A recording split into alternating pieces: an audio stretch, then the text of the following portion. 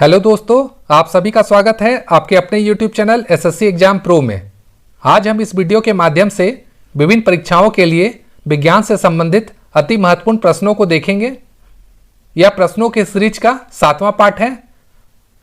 अगर आप पहला 6 पार्ट देखना चाहते हैं तो मेरे चैनल में जाके देख सकते हैं। आगे का पार्ट अगले वीडियो में आएगा। अगर आप पूरे सीरीज के प्रश्नों को अच्छे से समझ लेंगे तो आप ऑलमोस्ट सभी प्रश्न विज्ञान से संबंधित सीख लेंगे, जो आपके आने वाली परीक्षाओं की दृष्टि से बहुत ही इंपॉर्टेंट हो जाएगा। तो चैनल को लाइक, शेयर और सब्सक्राइब जरूर कर लें तथा नोटिफिकेशन बेल को भी क्लिक कर लें। तो चलिए शुरू करते हैं प्रश्नों की सीरीज का पार्ट 7 का पहला प्रश्न।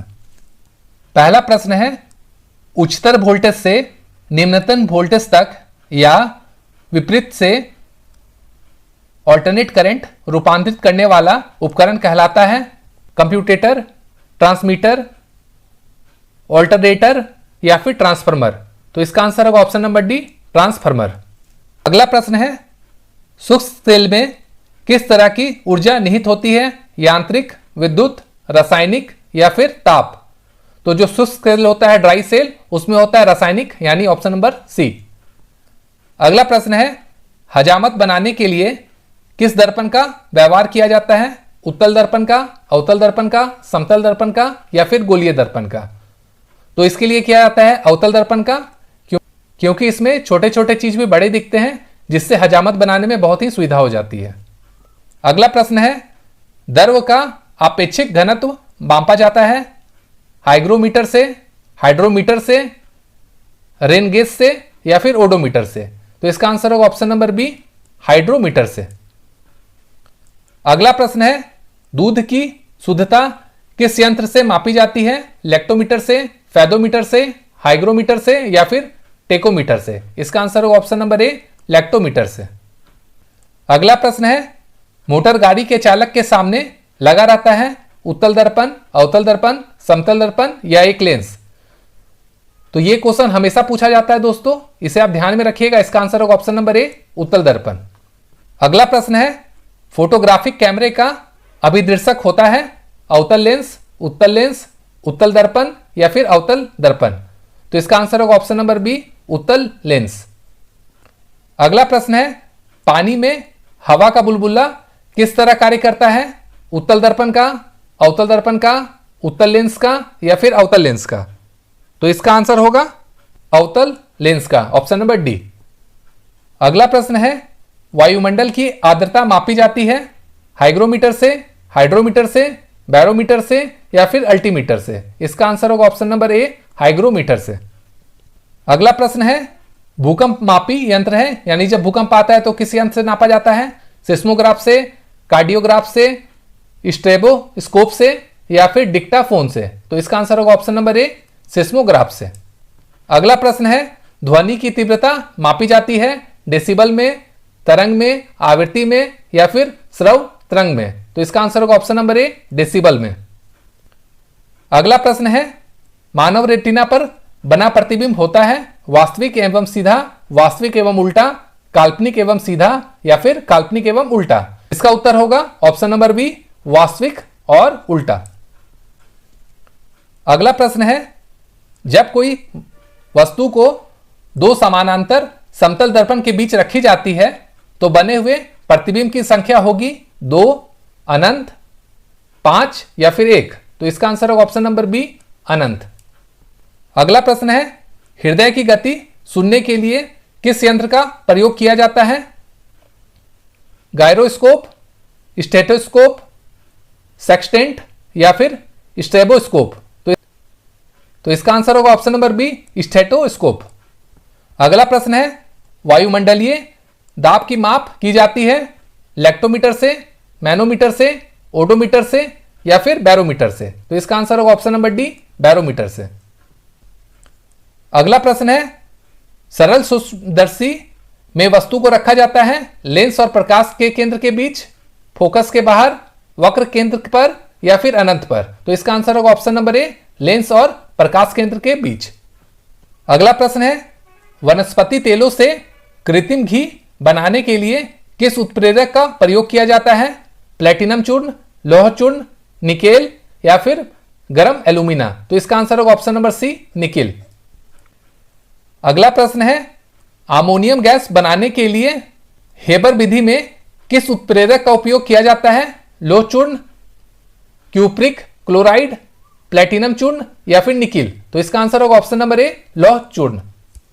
अगला प्रश्न है, अवतल दर्पण में वस्तु का प्रतिबिंब दर्पण के पीछे काल्पनिक, सीधा तथा वस्तु से बड़ा बनता है जब वस्तु होती है कहां पर? अनंत पर, फोकस पर, ध्रुव पर या फिर फोकस और ध्रुव के बीच? तो इसका आंसर होगा ऑप्शन नंबर डी, फोकस और ध्रुव के बीच।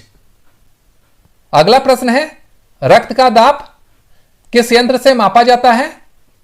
फायरोमीटर से, सिफगैमो मैनोमीटर से, गैल्वेनोमीटर से या फिर एनीमोमीटर से? तो इसका आंसर होगा ऑप्शन नंबर बी, सिफगैमो मैनोमीटर से। अगला प्रश्न है, ट्रांसफार्मर का क्रोड बना होता है नर्म लोहा का, निकेल का, तांबा का या फिर स्टेनलेस स्टील का? तो इसका आंसर होगा ऑप्शन नंबर ए, नर्म लोहा का। अगला प्रश्न है, ट्रांसफार्मर किस सिद्धांत पर आधारित है? चुंबकीय प्रेरण के सिद्धांत पर, विद्युत चुंबकीय प्रेरण के नियम पर, स्वप्रेरण के सिद्धांत पर, इनमें से कोई नहीं? तो इसका आंसर होगा ऑप्शन नंबर बी, विद्युत चुंबकीय प्रेरणा के नियम पर। अगला प्रश्न है, ट्रांसफार्मर प्रयुक्त होता है ऑल्टरनेट करंट को डायरेक्ट करंट में बदलने के लिए, डायरेक्ट करंट को ऑल्टरनेट करंट में बदलने के लिए, डायरेक्ट करंट वोल्टेज में उपचयन या अपचयन करने के लिए, ऑल्टरनेट करंट वोल्टेज में अपचयन या उपचयन करने के लिए? तो इसका आंसर होगा option number D, alternate current voltage में उपचयन या अपचयन करने के लिए। अगला प्रश्न है, हीट स्टोन ब्रिज का व्यवहार किसे मापने के लिए किया जाता है? विभव बल को, प्रतिरोध को, धारा को या फिर आवेश को? इसका आंसर होगा ऑप्शन नंबर बी, प्रतिरोध को। अगला प्रश्न है, पानी के अंदर ध्वनि सुनने का यंत्र कहलाता है ऑडियोमीटर, हाइड्रोमीटर, ऑडियोफोन या फिर हाइड्रोफोन? तो इसका आंसर होगा ऑप्शन नंबर डी, हाइड्रोफोन। अगला प्रश्न है, लाउड स्पीकर में ऊर्जा परिवर्तन होती है विद्युत से यांत्रिक एवं यांत्रिक से विद्युत ऊर्जा में, या फिर विद्युत से यांत्रिक एवं यांत्रिक से ध्वनि ऊर्जा में, या फिर ध्वनि से विद्युत एवं विद्युत से ध्वनि ऊर्जा में, या फिर यांत्रिक से ध्वनि ऊर्जा में? तो इसका आंसर होगा विद्युत से यांत्रिक एवं यांत्रिक से विद्युत ऊर्जा में, ऑप्शन नंबर बी। अगला प्रश्न है, निम्नलिखित में किस यंत्र में यांत्रिक ऊर्जा विद्युत ऊर्जा में परिवर्तित होती है? ट्रांसफार्मर में, मोटर में, विद्युत मापी में या फिर डायनेमो में? तो इसका आंसर होगा ऑप्शन नंबर डी, डायनेमो में। अगला प्रश्न है, निम्नलिखित में कौन सी युक्ति विद्युत ऊर्जा को यांत्रिक ऊर्जा में परिवर्तित करता है? डायनेमो, ट्रांसफार्मर, विद्युत मोटर या फिर इंडक्टर? तो इसका आंसर होगा ऑप्शन नंबर सी, विद्युत मोटर। अगला प्रश्न है, रासायनिक ऊर्जा का विद्युत ऊर्जा में परिवर्तन होता है डायनेमो में, इलेक्ट्रिक हीटर में, बैटरी में या फिर परमाणु बम में? तो इसका आंसर होगा ऑप्शन नंबर सी, बैटरी में। अगला प्रश्न है, रेक्टिफायर का उपयोग किया जाता है उच्च वोल्टेज को निम्न वोल्टेज में बदलने के लिए, निम्न वोल्टेज को उच्च वोल्टेज में बदलने के लिए, डायरेक्ट करंट को ऑल्टरनेट में बदलने के लिए या फिर ऑल्टरनेट करंट को डायरेक्ट करंट में बदलने के लिए? तो इसका आंसर होगा option number D, alternate current को डायरेक्ट करंट में बदलने के लिए। अगला प्रश्न है, ट्रांसफार्मर का प्रयोग किया जाता है केवल ऑल्टरनेट करंट में, केवल डायरेक्ट करंट में, ऑल्टरनेट और डायरेक्ट करंट दोनों में, इनमें से कोई नहीं? तो इसका आंसर होगा ऑप्शन नंबर ए, केवल ऑल्टरनेट करंट में। अगला प्रश्न है, टेलीफोन लाइन में प्रवाहित ऊर्जा है ध्वनि ऊर्जा, विद्युत ऊर्जा, रेडियो ऊर्जा या फिर यांत्रिक ऊर्जा? इसका आंसर होगा ऑप्शन नंबर बी, विद्युत ऊर्जा। अगला प्रश्न है, गोलीय दर्पण की फोकस दूरी उसकी वक्र त्रिज्या की आधी होती है, दुगनी होती है, तिगुनी होती है या फिर चौथाई होती है? तो इसका आंसर होगा ऑप्शन नंबर ए, आधी होती है। अगला प्रश्न है, उत्तल दर्पण द्वारा बना प्रतिबिंब होता है वास्तविक एवं सीधा, वास्तविक तथा उल्टा होता है, काल्पनिक तथा सीधा होता है या फिर काल्पनिक तथा उल्टा होता है? तो इसका आंसर है ऑप्शन नंबर सी, काल्पनिक तथा सीधा होता है। तो दोस्तों, यह था विज्ञान से संबंधित अति महत्वपूर्ण प्रश्नों की सीरीज का 7वां पार्ट। आगे का पार्ट देखने के लिए चैनल को लाइक, शेयर और सब्सक्राइब जरूर करें। Thank you.